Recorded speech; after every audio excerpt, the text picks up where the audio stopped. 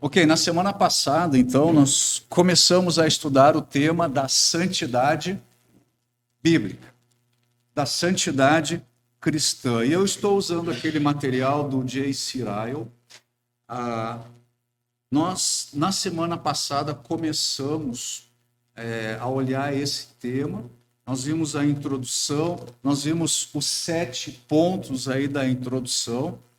E se você não esteve presente na semana passada, você pode assistir a gravação aí do sermão. Você pode, eu acho que ele vai estar disponível aí no grupo aqui da igreja. Aí você pode assistir o primeiro sermão, se caso não assistiu ainda. Então nós tratamos da introdução e hoje nós vamos começar o capítulo número 1. Nós vamos falar hoje sobre a questão do pecado. A nossa compreensão sobre a santidade cristã, a santidade bíblica, a santidade que o Senhor espera ver nas nossas vidas, a nossa compreensão desse assunto envolve uma correta compreensão sobre o pecado. Muitas vezes nós não nos desenvolvemos no caminho da santidade, nós não progredimos na santificação, porque nós não temos um entendimento correto sobre a corrupção humana. Na verdade, o nosso entendimento sobre a salvação tem como base o nosso entendimento sobre o pecado. Então, irmãos, se nós não temos uma doutrina sólida aí sobre o pecado, se nós não temos uma compreensão profunda que emana das Escrituras a respeito do pecado, então falar sobre salvação, falar sobre justificação, falar sobre santificação, todas essas coisas são apenas filosofar. Então, a partir de hoje, nós vamos considerar primeiramente, os ensinos sobre o pecado, e num segundo momento nós vamos aí considerar os usos práticos que nós podemos fazer a respeito da doutrina do pecado. Então, eu tenho 5 pontos doutrinários sobre o pecado, e eu tenho 4 pontos práticos. Evidentemente, nós não vamos conseguir ver isso tudo hoje à noite, então nós vamos ver até onde nós conseguimos chegar hoje à noite, ok? Então, 5 pontos. Espero que a gente consiga passar por eles todos. Ponto número 1. Definição bíblica de pecado. Então, primeiramente, o que a Bíblia fala sobre o pecado? Existe um conceito teológico que é adotado por algumas confissões de fé e ele pode ser formulado da seguinte forma. O pecado, acompanhe a leitura aqui desse conceito. Em algumas confissões de fé a gente encontra esse conceito de pecado. O pecado é a falha e a corrupção da natureza de cada ser humano, produzidas pela natureza de Adão em nós, pelas quais o homem se afasta da retidão original, fazendo parte dessa natureza, inclinar-se para o erro, de tal modo que a carne sempre milita contra o espírito, e assim sendo, o pecado merece a ira e a condenação de Deus em cada pessoa que nasce neste mundo. Então, através aqui desse conceito, nós podemos ver que o pecado é uma enfermidade moral que atinge a raça inteira, atinge todas as classes e todos os níveis sociais.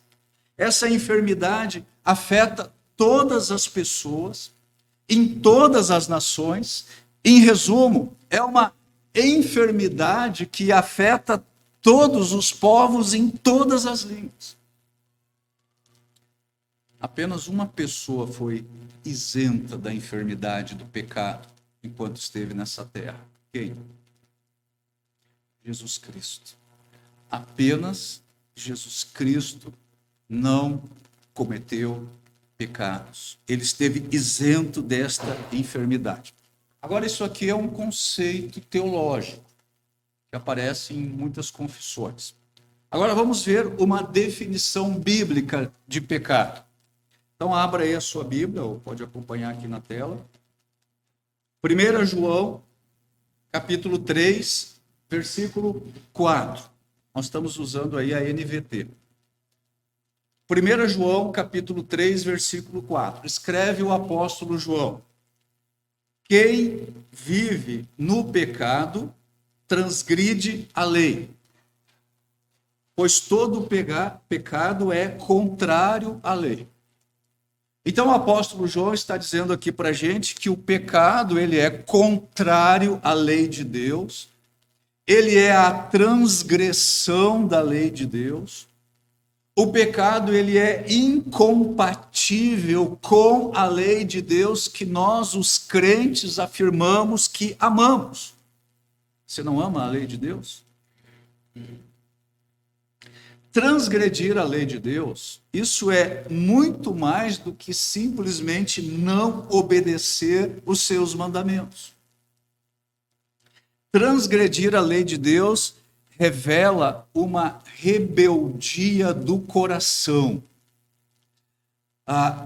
Transgredir a lei de Deus mostra que o coração não dá valor para a lei de Deus, mostra que o coração não age como se Deus ou a sua lei existisse. Então, essa transgressão, essa violação da lei de Deus, ela é primeiramente um desvio do coração. A transgressão da lei de Deus é primeiramente um desvio interno. É uma rebelião do coração. E esse desvio interno, essa rebelião do coração, ela se materializa em comportamentos, em condutas, em desvios externos que estão de conformidade com essa rebeldia interna do coração do homem. Então, pecado, ele é a rejeição da vontade de Deus expressa nos seus mandamentos. O pecado é a rejeição do caráter de Deus, que também emana dos seus mandamentos. E esta rejeição, seja da vontade de Deus, seja do caráter de Deus, faz com que o homem seja culpado diante de Deus. Então, esse aspecto aqui, ele é um aspecto muito importante. A quebra da lei de Deus, a transgressão da lei, a violação da lei, ela acontece primeiramente aonde? No coração, nos pensamentos. Note esse texto aqui, ele não está na tela. Você precisa abrir porque a passagem é um pouco comprida, eu não destaquei os versículos nos slides. Mateus capítulo 5,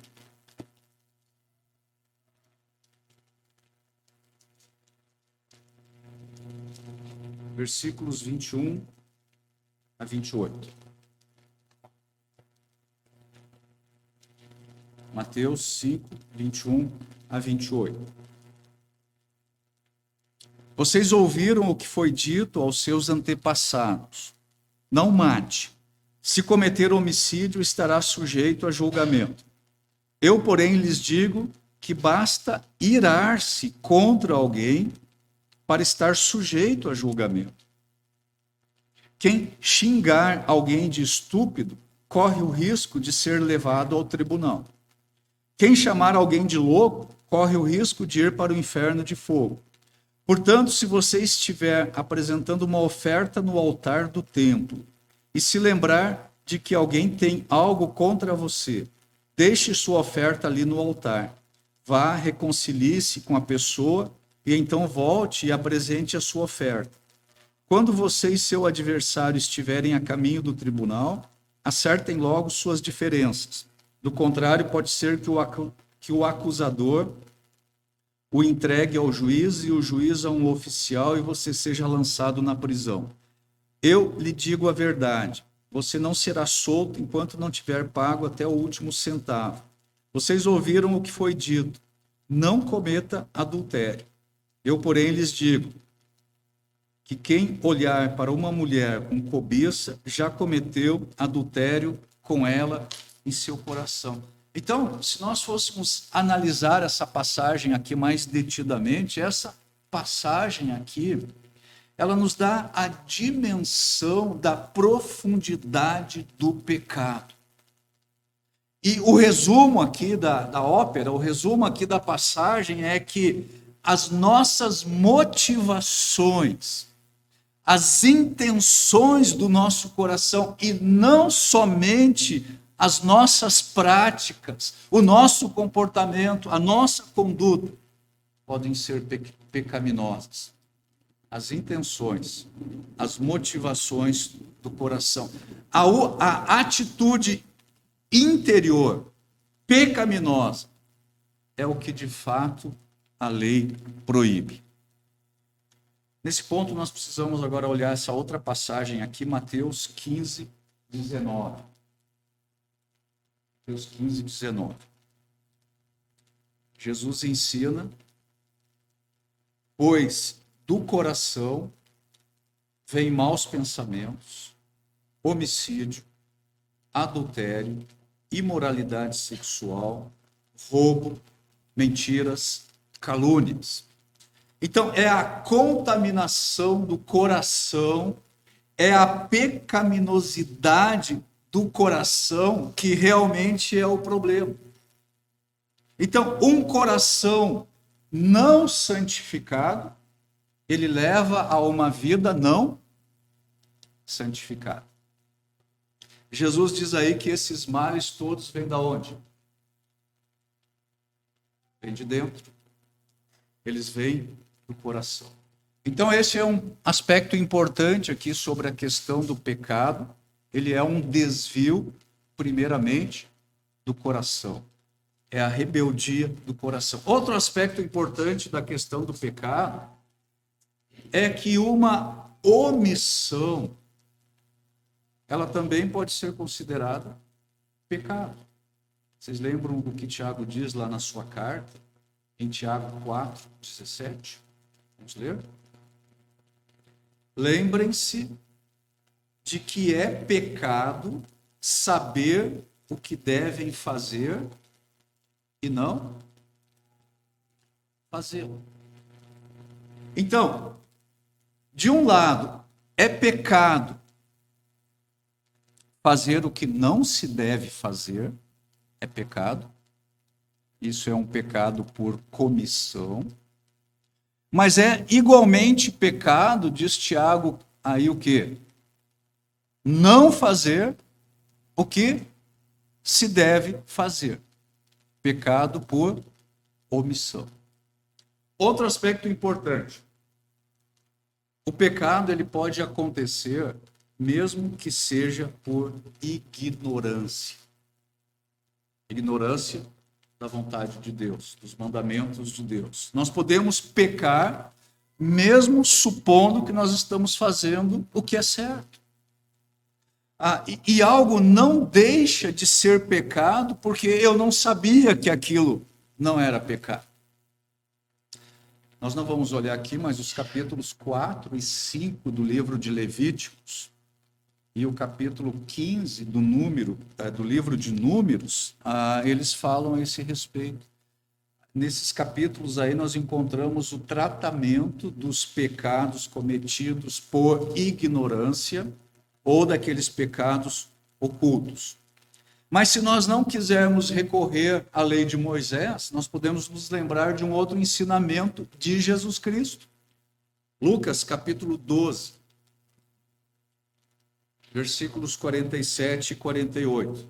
Nessa parábola aqui, o Senhor Jesus Cristo diz o seguinte: o servo que conhece a vontade do seu Senhor e não se prepara nem segue as instruções dele, será duramente castigado. Então, esse é aquele que sabe o que deve fazer e não faz. Ele será castigado.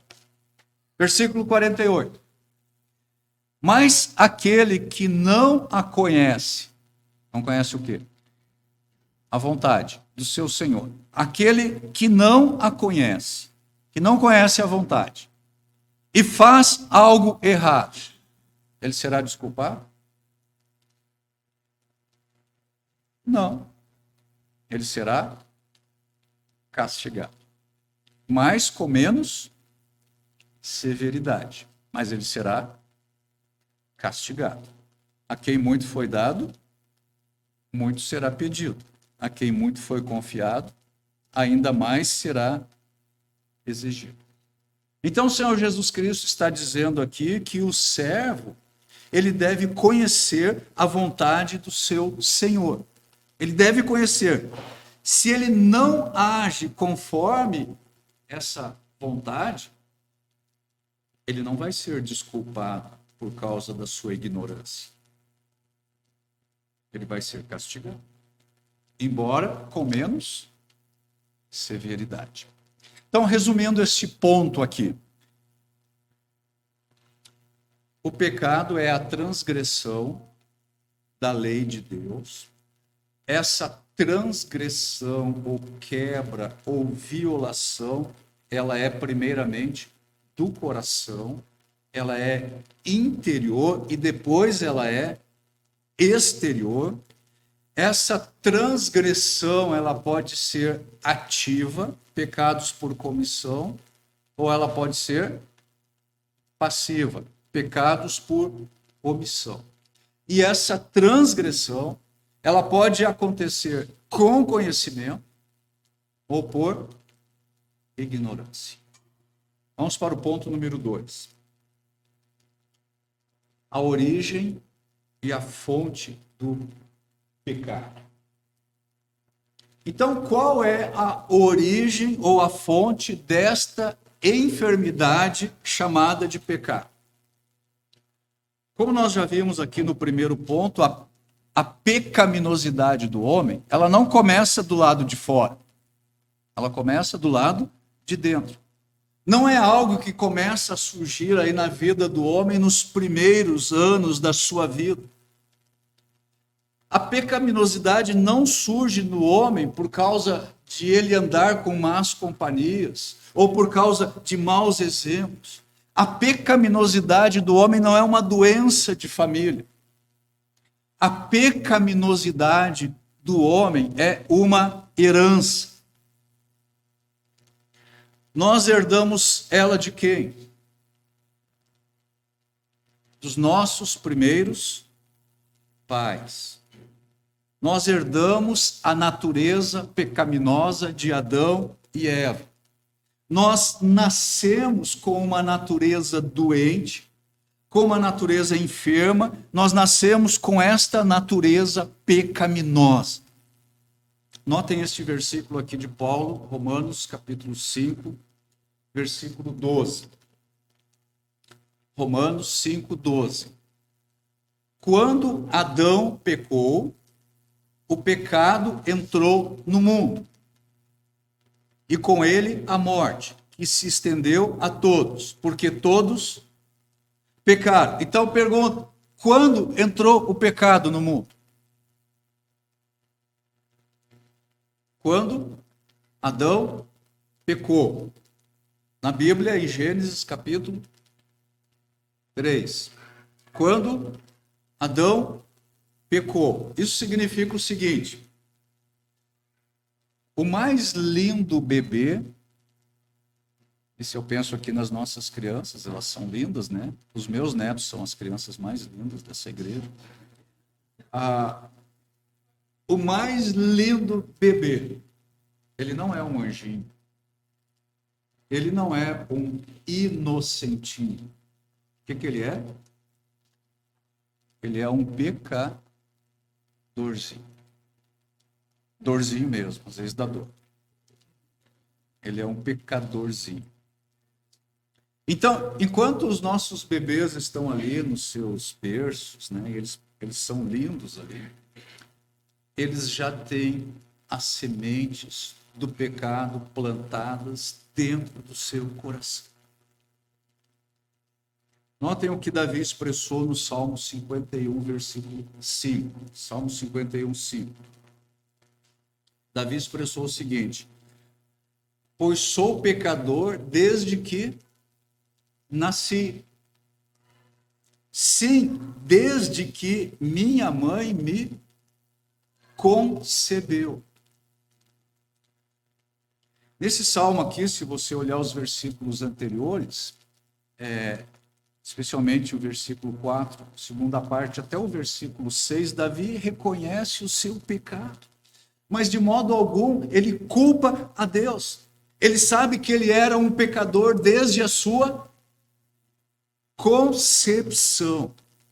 E a origem e a fonte do pecado de Davi estava numa natureza caída, pecaminosa. E essa natureza, ele tinha essa natureza desde que ele tinha sido concebido. Romanos 7, 17 e 18. Paulo diz o seguinte: portanto, não sou eu quem faz o que é errado, mas o pecado que habita em mim. E eu sei que em mim, isto é, em minha natureza humana, não há nada de bom. Pois quero fazer o que é certo, mas não consigo. Então o apóstolo Paulo, ele mostra aí que o pecado, ele está fluindo aí da sua natureza humana, da sua natureza pecaminosa, da sua carne. A carne ou a nossa humanidade serve de base, de operação para o pecado. É a partir dela, é a partir da carne, ou a partir da humanidade, ou a partir da nossa natureza humana, é a partir disso aí que o pecado entra em ação. A carne ou a nossa natureza humana é caída. Ela está sujeita ao pecado, ela está totalmente contaminada. Então, qual é a origem e a fonte do pecado? Nossa natureza adâmica, nossa natureza humana pecaminosa. De onde ela vem? Nós herdamos ela de Adão. Ponto número 3. A extensão da natureza pecaminosa. Qual é a extensão da pecaminosidade do homem? O que abrange a pecaminosidade do homem? Até onde vai a pecaminosidade do homem? Qual é a extensão? Qual é o seu poder? Notem essa passagem de Gênesis capítulo 6, versículo 5. Gênesis 6, 5. Então, o Senhor observou quanto havia aumentado a perversidade dos seres humanos na terra, e ele viu que todos os seus pensamentos e seus propósitos eram sempre inteiramente maus. Eu estou falando assim dessa forma pausada, porque essa versão aqui da NVT captura muito bem o sentido do texto hebraico original. Moisés está usando aqui a forma máxima que ele pode usar para dizer o quanto a queda do homem atingiu cada canto deste mundo e cada parte do ser humano. Então, essa afirmação que nós temos aqui é uma das afirmações mais fortes, mais claras a respeito da natureza humana pecadora. Depois da queda de Adão, que aconteceu lá no capítulo 3 de Gênesis, Deus olhou para a humanidade e ele fez, então, por assim dizer, uma ressonância magnética. Um exame mais profundo que um raio-x, né? Ele fez uma ressonância magnética. E qual foi o diagnóstico? Ele olhou aí para a perversidade dos seres humanos na Terra e o que ele viu? Todos os seus pensamentos, todos os seus propósitos, todos os seus desígnios, eles eram sempre inteiramente maus. Completamente maus. E notem aí que Moisés deixa claro aí para nós que o pecado começa na vida dos pensamentos, na vida dos propósitos, dos desígnios. Essas coisas estão onde?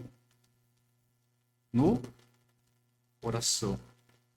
E as pessoas aqui no tempo de Noé, elas eram pessoas extremamente más, a partir do seu interior, do seu coração. Outra passagem, Jeremias 17, versículo 9. Jeremias escreve o seguinte: o coração humano é mais enganoso que qualquer coisa. É extremamente perverso. Quem sabe, de fato, o quanto é mal? A ideia de Jeremias aqui é que o coração humano, ele é incurável. Ele não pode ser tratado. Ele precisa ser regenerado. Ele precisa ser transplantado. Quando é que isso acontece? Na nova aliança, que é um tema central aqui no livro de Jeremias. O coração humano, ele é extremamente perverso. Ou em uma outra versão diz que ele é desesperadamente corrupto. Ou seja, ele é torto. O seu defeito é gravíssimo. É a ideia de que a sua doença é incurável. O pecado percorre todas as partes do nosso ser. Quando nós pensamos no nosso coração físico, ele bombeia o sangue aí para todas as partes do nosso corpo. O coração, em termos bíblicos, esse interior do homem, ele espalha os germes do pecado para cada parte do nosso ser.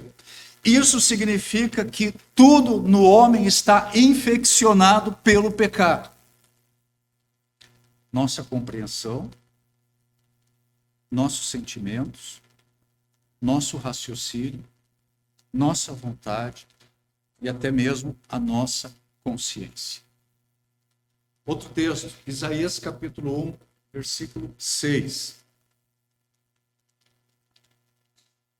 Isaías 1, 6.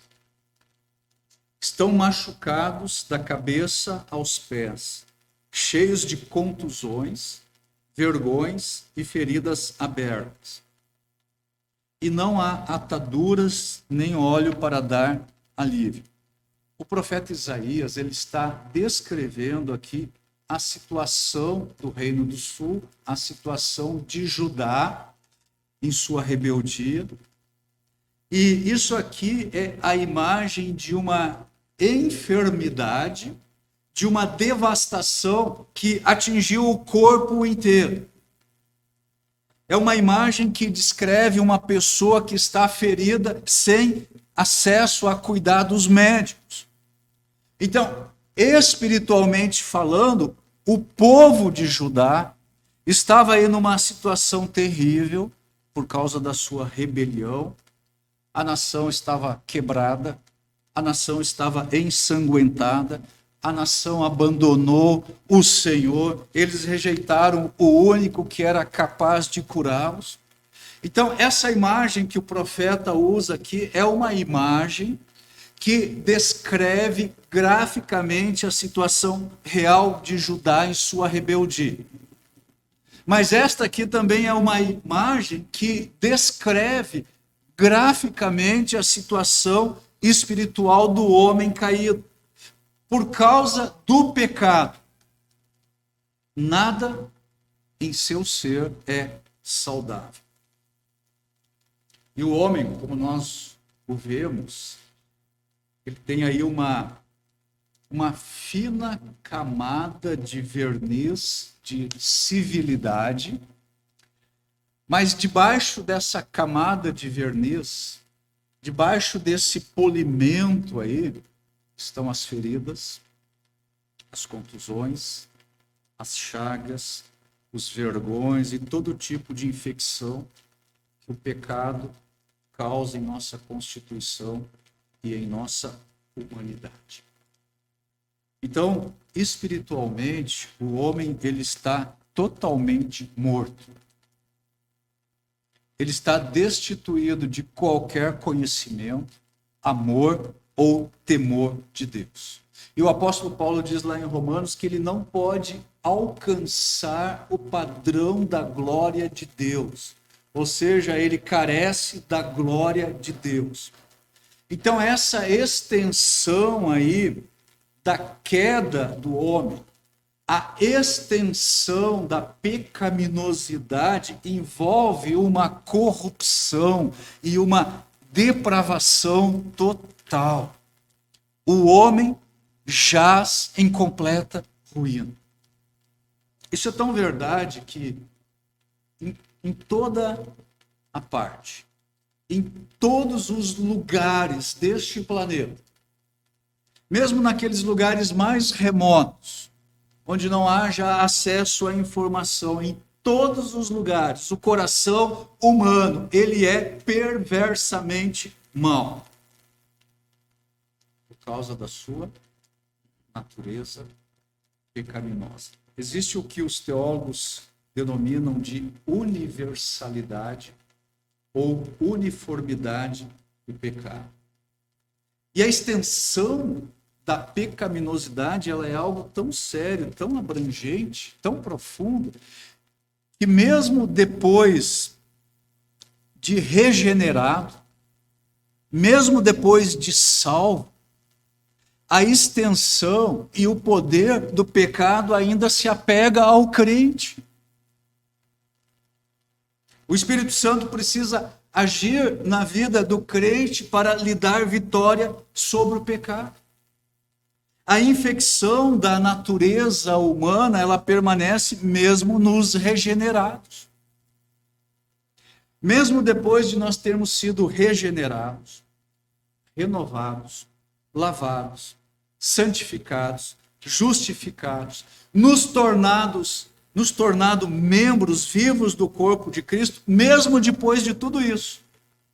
Depois dessa experiência de conversão, as raízes da depravação humana, elas permanecem vivas no fundo do nosso coração. É tal como aquele mofo que se apega nas paredes de uma casa. Nós nunca nos livramos dele, até que essa casa terrestre, deste nosso tabernáculo, ela seja dissolvida. Agora, Paulo diz que o pecado não terá mais domínio sobre vós. O pecado não exerce mais domínio no coração do crente, mas os nossos conflitos com o pecado, eles estão diante de nós diariamente. Você não tem que lutar todo dia contra o pecado. A vigilância que nós precisamos ter a cada dia. A guerra entre a carne e o espírito. Os nossos gemidos íntimos constantes, a nossa resistência até ao sangue na luta contra o pecado, Todas essas coisas, elas testificam a respeito do enorme poder e vitalidade do pecado. Nossa natureza pecaminosa, ela é um adversário muito poderoso. E mesmo depois que ela foi crucificada, ela ainda continua viva. Por que é importante tudo isso no caminho da santidade? Porque o crente precisa compreender isso. E o crente jamais pode confiar na sua carne. E o crente nunca deve se esquecer de vigiar e de orar para que ele não caia em tentação. Ponto número 4. A culpa, a vileza e a ofensa do pecado aos olhos de Deus. E este ponto aqui quer chamar a nossa atenção para o fato de que o homem, ele não percebe a imensa pecaminosidade do seu pecado aos olhos de Deus. O nosso Deus é um Deus santo, ele é um Deus justo, ele é um Deus perfeito. Todo o homem terá que prestar contas a Deus. Lá no livro de Jó, inclusive diz o seguinte, que ele é um Deus que até aos seus anjos atribui imperfeições. Jó capítulo 4, versículo 18. Jó diz que para ele nem os céus são puros. Ele é aquele que lê os pensamentos, ele lê os motivos do nosso coração. Ele deseja a verdade do íntimo do nosso coração. Então, o homem caído, ele não tem noção alguma de quão vil é o pecado aos olhos de Deus. O pecado é algo abominável para Deus. Deus aborrece o pecado. Olha o que o profeta Abacuque disse lá no seu livro. Abacuque, capítulo 1, versículo 13. Só o início do versículo, 1:13. Mas tu és puro e não suportas ver o mal e a opressão. Deus é puro demais para contemplar o mal. O que a Bíblia nos diz sobre como Deus vê o pecado? Alguns textos rapidamente. Ezequiel capítulo 18, versículo 20. Ezequiel 18, 20. E aquele que pecar é que morrerá. Deus fala aqui por intermédio do profeta Ezequiel, a alma que pecar, o que vai acontecer? Morrerá. A alma que pecar, morrerá. Paulo diz o seguinte lá em Romanos 6, 23, versículo bastante conhecido. Romanos 6, 23. Pois o salário do pecado é a morte. O salário do pecado é a morte. E Paulo diz aqui em Romanos ainda que Deus julgará os segredos dos homens. Romanos 2,16. Isso se confirmará no dia em que Deus julgar os segredos de cada um. E Davi, lá no Salmo 9, diz que os perversos serão lançados no inferno. Salmo 9, 17. Aqui na NVT, nós lemos: os perversos descerão à sepultura. A palavra sepultura aqui no hebraico é a palavra Sheol, lugar de mortos, e teologicamente usada para descrever o inferno. Então, os perversos descerão ao inferno. Esse é o destino de todas as nações que se esquecem de Deus. E o apóstolo João, lá na visão inspirada do Apocalipse, ele diz o seguinte, Apocalipse 21, 27. Nenhum mal terá permissão de entrar, nem pessoa alguma que pratique o que é vergonhoso ou enganoso, mas somente aqueles cujos nomes estão escritos no livro da vida do Cordeiro. Então, João, olhando para a eternidade futura, a eternidade com Deus, ele diz aí que o pecado não vai ter permissão de entrar. Então, todas essas palavras, elas são tremendas. Elas deveriam deixar o homem em completo pânico, em completo temor. Mas existe ainda uma prova que é mais definitiva, que é mais cabal sobre a vileza, sobre a malignidade do pecado aos olhos de Deus. Nós vamos ouvir bastante isso nos próximos dias, aqui nessa semana. Para que houvesse redenção, para que houvesse perdão de pecados, o que foi necessário? O próprio Filho de Deus precisou morrer na cruz. Então, o pecado é vil, ele é extremamente perverso, maligno aos olhos de Deus? Sim. O próprio Filho de Deus precisou morrer na cruz. Somente o sangue do próprio Filho de Deus satisfez a ira de Deus. A carga do pecado humano foi toda jogada sobre Jesus Cristo. E o apóstolo Pedro disse o seguinte, 1 Pedro 3,18. Pois Cristo também sofreu por nossos pecados, de uma vez por todas.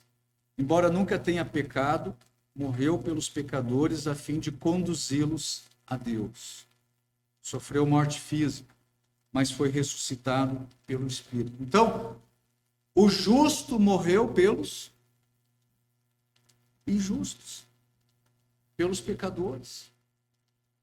E o homem não tem consciência da vileza do pecado, e muitas vezes nem mesmo nós crentes temos uma visão, uma clareza completa. Eu penso que somente quando nós despertarmos lá no dia da ressurreição e nós olharmos face a face o nosso Senhor e Salvador Jesus Cristo glorioso, é que nós vamos ter uma visão adequada da terrível pecaminosidade do pecado. Ponto número 5, último ponto. A propensão ou a habilidade do pecado para enganar. Nós vamos passar rapidamente para este último ponto.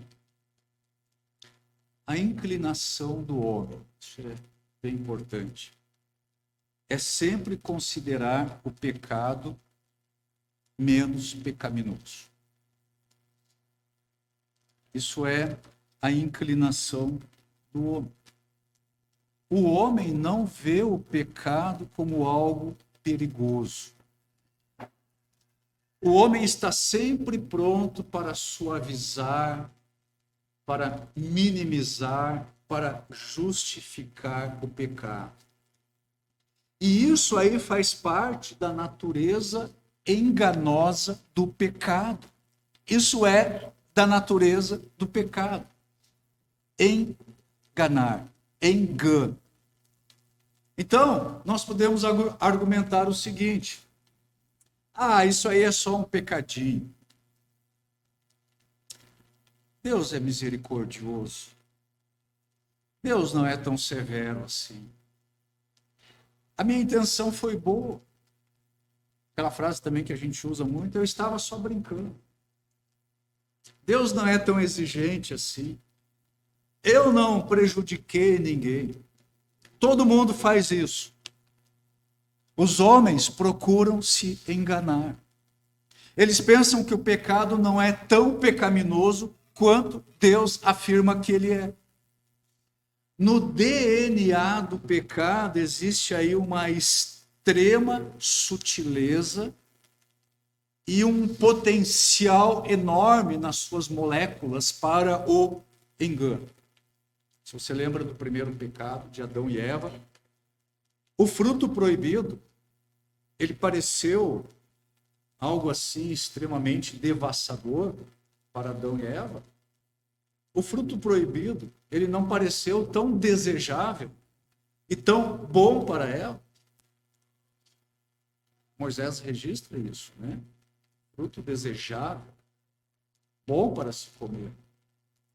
O pecado raramente parece ser pecado quando ele está no início. Irmãos, pensando agora no crente, nós podemos disfarçar a nossa iniquidade com nomes suaves. Então, se alguém está irado pecaminosamente, essa pessoa diz que ela está irada?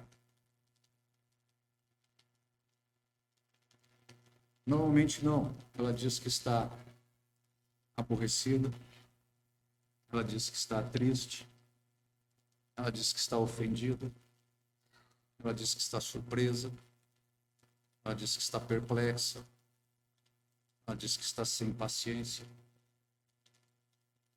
Ela disfarça sua iniquidade.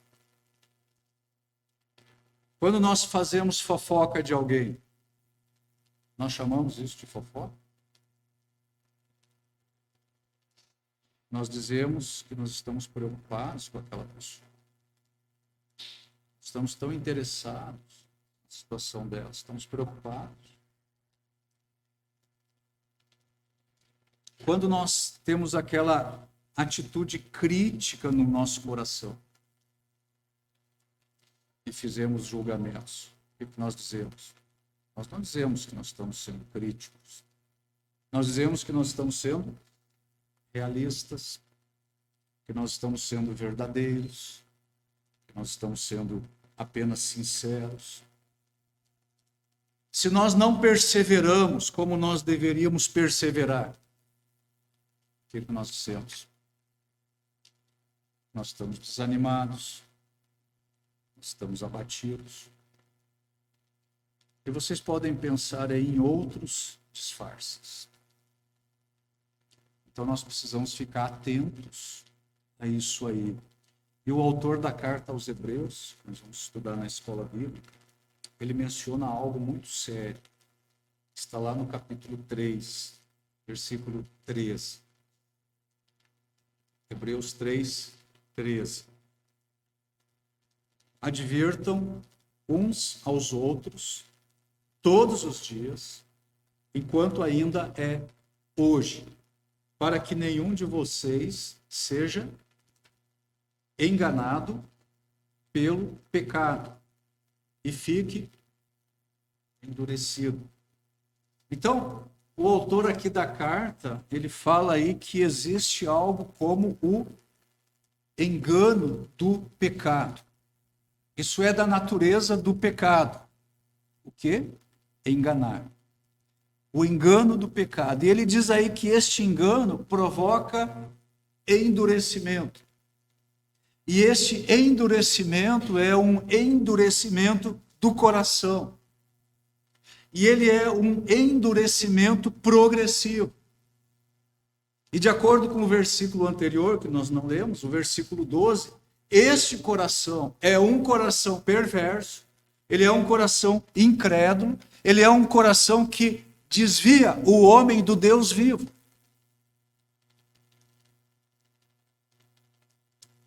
Vamos chegar aqui para a conclusão. Hoje nós vimos aí a natureza, a origem, o poder, a extensão e a vileza do pecado. A gente viu isso rapidamente. Agora, isso nos deve levar a duas atitudes muito importantes. Primeiramente, uma atitude de humildade diante de Deus. E, ao mesmo tempo, uma atitude de gratidão pelo Evangelho da Graça. Atitude de humildade, por quê? Quando nós somos expostos aí a aquilo que as Escrituras ensinam sobre o pecado, nós devemos clamar por compaixão. Nós devemos clamar por misericórdia da parte de Deus, porque Ele é perfeitamente santo. E nós somos perfeitamente miseráveis e pecadores. Então nós temos que nos humilhar todos os dias, cada dia, pedindo misericórdia da parte de Deus. Mas também isso deve nos levar a uma atitude de gratidão. Porque Paulo diz lá na sua carta aos Romanos, onde abundou o pecado, superabundou a graça.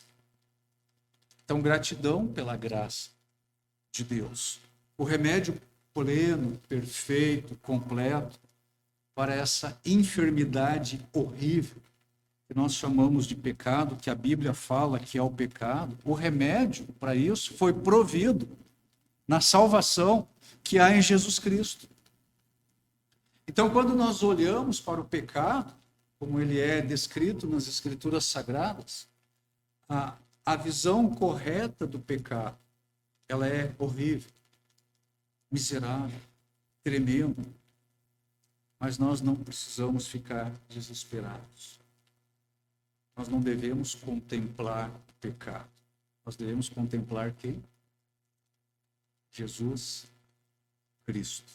Nós devemos olhar para Jesus Cristo. Ele é o autor da nossa fé. Ele é Jesus. O que significa Jesus?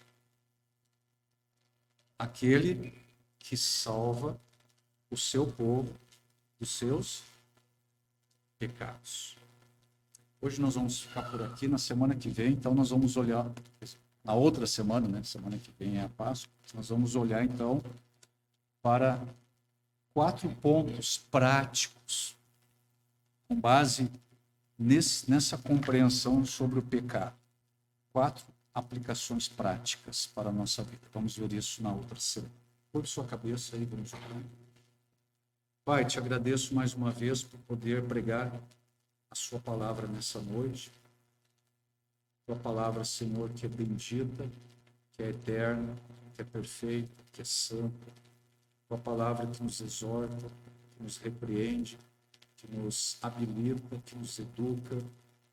E hoje, Senhor, ao olhar para esses textos todos e vermos, Senhor, como é grande a perversidade do coração humano, como é extensa o poder e a vitalidade do pecado, nós só podemos, Senhor, cair diante do Senhor e clamar por tua misericórdia e pedir, Senhor, que nós que já conhecemos a tua graça, possamos viver na tua presença a cada dia, buscando, Senhor, graça para resistirmos às tentações, as ciladas, os pecados, tudo aquilo que vem da nossa carne e da nossa humanidade.